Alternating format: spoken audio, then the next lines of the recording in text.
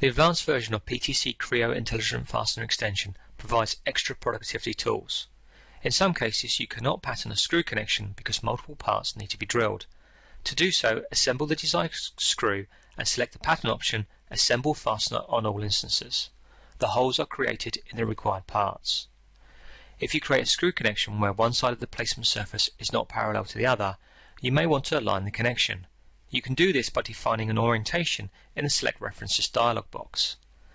In this case, you can also define the square taper washer to even out the angle of offset. Click Assemble Fastener on all instances because the washer needs to be rotated for the right I-beam. Assembling dowel pins is the same as assembling screw connections. Select the location and the parting surface for the dowel pin. In the Definition Dowel Pin Fastener dialog box, you can select different standards and hole definitions.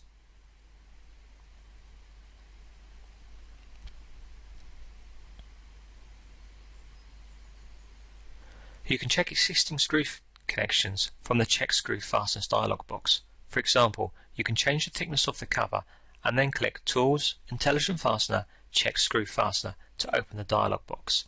Intelligent Fastener automatically detects the assembled screw is too short. Simply double click to go to the definition and correct the screw length.